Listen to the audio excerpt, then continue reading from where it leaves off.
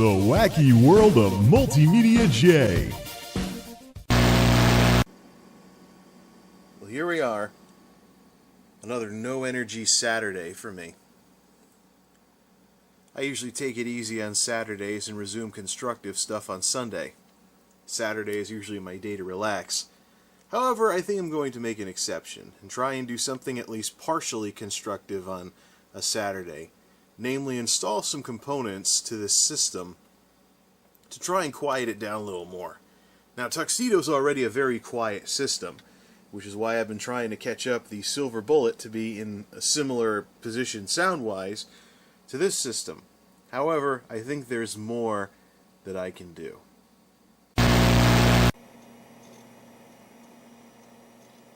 Now, I realize I probably screwed up the last video about fan noise and stuff, because I had the window open, you could hear noise from outside and stuff. It wasn't totally quiet, so you couldn't really hear the computers too much. Plus, the microphone on this camera's zoom mode was turned off, so it wasn't trying to listen in to stuff far, far away. And, of course, I was drowning everything out, so, yeah. Here's the noise kind of comparison thing. There's similar systems in terms of the noise they output now that I've turned the fans on this thing all the way down, and of course the chip running a lot cooler than the original Athlon XP. The main processor and the video card aren't really in anywhere close to overheating. Now, the last processor I had in this thing routinely ran very, very hot, but it had a really lousy heatsink. I really don't think... See, I had my motherboard built for me by the e-tailer I bought the motherboard and processor combo from, which I think, looking back on it, was a bit of a mistake, because they put in a crappy 60mm Spies fan and heatsink for the Athlon XP, so the thing routinely was between 55 and 60 degrees Celsius, with a max temperature of 90. So, yeah, and so that was idle. It was between 55 and 60, so not good. Every system I've had since then has run a lot better. And shut off once again now that it has its security software updates. Haven't really been doing too much with this computer, and I do have some plans to maybe put Windows 7 on it or something later on. But anyways, towards the end of the life cycle, the original life cycle, quote-unquote, I should say, of the Silver Bullet, I pretty much went mod crazy trying to get the noise that this thing generates under control. And that was when I started exploring the world of computer mods and mod shops for the first time. I went to sites like FrozenCPU and One Cool PC, and actually picked up... I even went so far at one point as to buy a machined aluminum funnel for the CPU fan, because the CPU fan was a crappy 60mm Spies, which was loud and obnoxious and all that other assorted nonsense, and the processor still ran hot. So I decided, back in those days, and this is before PWM fan headers were very popular, that I could take like a case fan like this 92mm Sunon, or what? Well, I know it was a Sunon. Well, I actually have since oiled the bearing and just put a piece of duct tape over the bearing opening. Don't know how well that's going to work, but it spins a lot easier than it used to, so it was definitely getting dry in there. But this is a One Cool PC branded Sunon 92mm cooling fan that I would just do this with. And of course, aluminum's good at transferring heat in and of itself, and spin a bigger fan. When you spin a bigger fan like this, the air kind of bounces off the sides of the funnel and then comes out the bottom with a little more force. It's kind of like the pressurizer in like a pressure washer or something like that. It takes a big hose and makes the output stream really small, so the pressure just shoots the water all over the place and cleans something off. So this actually did a pretty good job of bringing down some of the noise by getting rid of the 60mm fan that was whirring on the processor and replacing it with a 92mm fan, which in those days was big. 120mm fans were still the new thing, coming of age, so to speak. Nowadays, of course, you have 140mm fans, 180, even 200mm case fans out there. But this was a simple 3-pin header case fan. There was no PWM support on the motherboard, so no 4-pin fans necessary. The only 4-pin fans that I knew of at the time were fans that hooked directly to your power supply through Molex connectors. And actually, there was a time when those fans could be controlled by the power supply. I actually had one power supply in the mid-2000s that had a dedicated fan circuit, and it would voltage regulate the fans that had those 4-pin connectors. Anyways, It's been a long time since I've done any kind of real modding or stuff, or I've installed stuff like this, and I've decided let's let the drought finally end. Because in addition to this aluminum funnel, which sadly I no longer have a use for, because I don't use any 60mm fans anywhere anymore, so this doesn't fit on anything. Anyways, in addition to this little setup for the CPU fan, I also bought a bunch of rubber gaskets for the power supply and all the case fans to cut down on the vibrations from those. And those, I remember, helped out quite a bit. Well, FrozenCPU is still around. I don't know what happened to One Cool PC, but FrozenCPU is still around, and they're still selling modding supplies. So I picked up a few things. First, because Tuxedo's case only supports 120mm fans, and I want to move to all 140mm fans, I did find out that I was able to squeeze a second 140mm fan on the side for side intake. But the exhaust coming out the back is 120mm, so I picked up a fan adapter. This one, unfortunately, is not made of machined aluminum. I think it's just cheap plastic. But it's a Bits Power fan adapter 140 to 120, which should work. These things tend to work better on exhaust fans than for intakes, for obvious reasons related to the laws of physics, physics, and stuff like that. Breathe. Anyways. I will not be installing this today because the fan that I need for it, Newegg, wasn't able to get to me before the holiday weekend. Newegg had a little inventory snafu at their New Jersey fulfillment center, so these fans are getting shipped all the way out from California. Lucky me. After order after order after order came from New Jersey, now I have to wait for an order to come all the way out from California. Whoops! Anyways, maybe a little week before holiday weekend itis or something like that. Anyways, alright, and now for the thing that's going to make talking about modding a computer talk like I'm messing around with a car or something. Gaskets! Rubber gaskets to cut down the vibration on anything that has moving parts, such as fans. Like this, FrozenCPU's own branded rubber gasket for power supplies to cut down on the vibrations from the power supply fan, even though mine has just one big fan in the bottom sucking air in instead of one blowing air out the top. I want to still see what kind of a noise difference it makes. The ModRig Ninja Vibration Eliminator Edge Grip Technology rubber gasket for 140mm fans. Got 3 of them, because eventually I'm going to have all 140mm fans, even though that case only officially supports 120s. I'm going to use that fan adapter, of course, in the back to exhaust air with a 140mm fan that should be quieter. Just got to wait for the 140s to come in. For 140 fans, what I've got on my way is 140mm versions of this. This is the Fractal Design Silent Series 120mm fan that I took out when I found out I could fit another 140 in there. I'm going to take out the remaining 120 and use these for another system that runs off of 120s. I don't feel like modding all over the place. So, nice fan too. Nice liquid bearing, and it actually runs. The fan actually spins a lot smoother than some of the metal bearing fans like this one. If you spin it too slowly, it really jerks to a stop real quickly. I think this one's a ball bearing fan. Of course, I've got sleeve bearing ones around as well that start rattling a little when the bearings start to wear out. Now, lastly, the final issue, of course, with my case is dust. Dust is a bit of a problem because there's no real dust filters of any sort, but FrozenCPU to the rescue. Here are some Silverstone magnetized fan filters for 140mm fans. Now, usually when you're looking at stuff like this, you're thinking, wait a minute, fan filters, and these are on intake fans. The intake fans are bolted on the side of the case. How are you going to clean these things without taking the fan off and having to unscrew everything every time? Magnetized! These are actually 2 of them, and they snap together. So these are obviously attracted to the side of the case. So I'm going to try not even screwing these on. I want to try putting these right up against the back of the case. I don't even want to screw these on. I just want to see if they'll just snap to the side of the case without blanking out any hard drives or anything. Of course, they're not going to be anywhere near the hard drives. I mean, just to demonstrate, let's put them up where near where the optical drives go. Still in the bag. Well, no. I think you have to actually take them out of the bag. I think you have to actually get them out of the bag first before the magnets will connect. But they do connect together. They do connect together like this. So we'll have to see if they're any better out of the bag, and of course with a steel case instead of an aluminum case.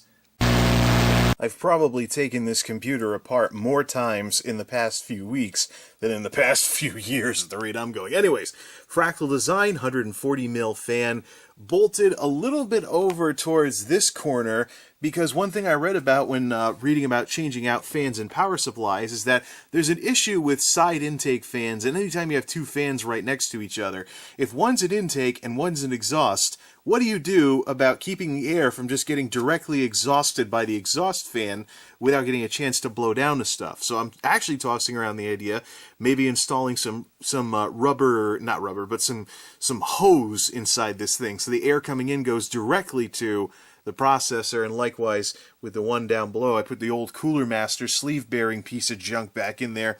Doesn't push as much air as this one, and it's not as loud, of course, and also has less blades. But I'm eventually going to have two fractals going, 140 mil, and then I'm going to have a 140 mil exhaust instead of that 120 over there with the adapter on it. Now, just for one last fire up here, here's what we're looking at for noise. Now, if you've ever messed around with running fans, if you've ever messed around with running fans, either by shorting a power supply and running fans directly, or by just running your computer with the fans not hooked up to anything but still plugged in, a lot of the noise that fans contribute to the operating noise of a computer comes from vibration against the metal case, which is what those gaskets are supposed to help do something about. So this one's actually, you can feel the suction like that. Same thing with this one, but not as much. It's also a little air-starved anyways, because it has that metal piece going through it. I'm guessing that it's got this metal piece in the middle. This case probably wasn't made for this size fan, but with a little bit of scraping around the insides of some of the honeycomb to make it wider for the screws, I've actually managed to get these direct intake fans going on the side. The whole reason I'm even messing with side fans in the first place is simply because the noise is over here on the far side of the case and not right in front of where I'm trying to do stuff. So they are a little quieter just by virtue of being on the other side of the case. And but I'm wondering how much quieter I can make things by getting rid of some vibration noise. So let's shut this thing. Let's get one last. There's the whir noise. Maybe press the camera directly up against the case. I don't know. I've been having a hard time getting a good recording of this stuff, but anyways, alright. It's enough messing around here. Shut the system down, and let's take the panel off and get to work on putting these gaskets in. Power supply is out, sort of. Still connected to everything inside, but look at this hideous amount of dust that found its way into this thing, even though I've blown it out numerous times inside the case. Obviously, I should have taken the whole thing out, maybe even taken the grill out or something like that. Maybe even taken this grill out or something along those lines. The fan, unfortunately, is making a little bit of noise, like going when it spins around. Maybe it's got some dust in the bearing or something like that, but I know how to replace these things if I need to. But yeah, Silencer Mark II from PC Power and Cooling. I know that's a little old. There's a Silencer Mark III out right now, but this 750 watt beast has served me well for numerous years. It's a big, heavy, expensive power supply, built like a tank, and sucks dust like you wouldn't believe. I need to use my other hand for this one. Knock over the service light down below. Now I'm going to need to find an air can that actually still has the straw. There we go. The rubber thing is connected, or the gasket, I should say. You can tell you have these things on right when you can see the screw holes through the rubber gasket's holes. I'm just waiting for someone to start cracking jokes about, your PC wears a rubber now. Yeah, it's going to have a lot of rubbery type stuff in it when I'm done. So anyways, now let's see if I can get this thing back in without the rubber piece falling off. Okay, horrible senses of humor floating around on the internet these days. Anywho, there we go. It's back in with its rubber gaskets. Everything's back in where it's supposed to go, and the wires and cables that I usually stuff up top have been stuffed back up top. Now, to install the rubber gaskets for the 140 mil fans, one of the big things to keep in mind when doing anything with this kind of stuff is make sure that whatever rubber gaskets you get have lips, so they'll go over and around the edge of your fan or whatever device you want to reduce the vibrations from, like that power supply, because there are cheap ones that don't have lips, and then you just gotta try and keep it from sliding while you're putting the screws in, and it's just a mess. Last time I did this, I got cheap stuff that didn't have lips, and it was a pain in the neck. So yeah, alright, let's get these set up now. Rubber time! Yeah, I know there's going to be lots and lots of rubber jokes by the time this video is over with. So see how the lip just goes completely around the fan like that? Look at it, I can even shake the thing and it's not coming close to falling off. Although it doesn't look like they were drilled completely through at the factory. So I'm going to have to finish the job with the screws that are going to be affixed to this rubber thing. And I am never going to hear the end of the rubber jokes after this video, am I? Getting there. Now, one thing worth noting regarding these rubber gaskets, if the holes for the screws to go through are not completely drilled through, they can be hard to see on a black case, even with a light when you're trying to attach these, the way I just tried to attach mine. So, yeah, bring on the jokes about pre-screwing your rubber. Oh, I'm never going to hear the end of this one, am I? Anyways, on the back of these things, Mod Right, your PC modifications done right, East Rochester, New York. Interesting. I think that's where FrozenCPU sent this order from. Local friends in the business, maybe? Alright, so edge grip technology. The Ninja vibration silencer absorbs the fan's noise, causing vibrations before they reach the case or heatsink. The edge grip technology surrounds the fan's frame to avoid slippage. Shouldn't that be two P's there? Alright, and absorb vibrations on any axis. So let's see how well they work here. Okay. Now, if everyone can stop cracking rubber jokes or cracking up over said rubber jokes, let's see how well this works. Now, so the gaskets are in. You can see them, you can sort of see them. Yeah, they kind of blend in pretty well. But, oh, you can see, anyways, the gaskets are in. So, my one concern about powering this up is I'm wondering if the exhaust fan, which is 120 mil and still metal to metal, is going to make a lot of noise now and pretty much defeat the purpose. So worst comes to worst, I will pull the plug on the 120 mil and see how loud this is without 120 mil. And if it's that loud, I may very well just unplug the fan and let the power supply do all the exhausting, since this is a top power supply case from mid-2000s-ish. Alright, enough stalling. See how it works in 3, 2, 1.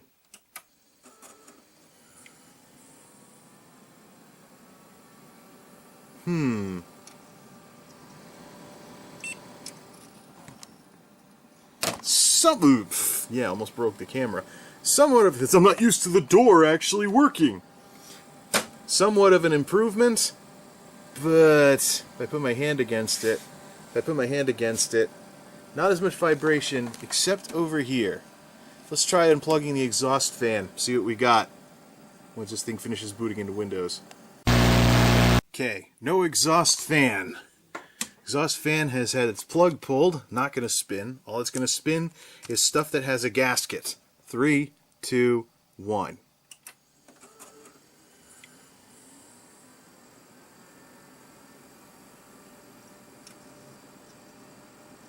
Getting there.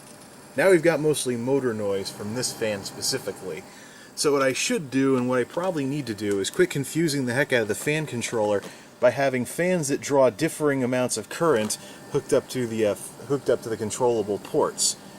So I wonder if things might change if, say, we have this thing hooked up with another 140 mil, or have all the chassis fans be 140 mil Silent Series fans from Fractal Design, and see what that does to everything. In the meantime, though, I think I'm just going to plug the exhaust fan back in, just for now, see how all this works out. I'm feeling quite a bit of wind coming out of the power supply up top. See what we've got, see how this works out, and, well, the vibration is definitely a lot less. There's a little bit left, but it's not like what it was before. I could also consider trying rubber screws as well to, dirt bikes. I could try rubber screws as well, which of course would eliminate the final metal contact point between the fan and the case. Because this is another source of vibrations too, but all the rubber screws that I've seen so far have just been downright flimsy, so I'm not so sure about that. Anyways, let's get that fan plugged back in. Let's see what we've got for operating noise now, though I think this is where most of it's going to come from right here, is this thing right here. And here's another opportunity we may have to quiet this case down even further. These stupid little plastic feet on the bottom of the case. The way it's supposed to work is, you're supposed to be able to do this to keep the case from tipping over. But unless you're playing soccer with your computer or something, I mean, yeah. There are actually large rubber grommets that I could replace these with to cut down on any vibration noise going from the case onto the furniture that makes noise that way. But we'll revisit that a little later on. Redux. I don't know if those gaskets really did too much. I feel less vibration in the case, so that's good. But we still got motor noise to deal with, as well as the noise of the air being pushed around. So, I don't know. Worst comes to worst, I can get a quiet case that's not open in the front, so no noise comes out the front like this. I don't know at this point. I could also try those rubber feet as well as the rubber screws. I've seen a few tutorials on how to install them, so now they make a little bit more sense. I'm still not convinced of the mechanical soundness, so to speak, of rubber anti-vibration screws, because I know rubber breaks down over the course of a few years. So what happens if all these people using these quiet rubber screws on these PCs have them go brittle on them after a couple of years? Will they lose their anti-vibration capabilities until they finally snap and the fan takes a dive inside the case? Well. Till next time, this is MultimediaJay signing off. Thanks for stopping by.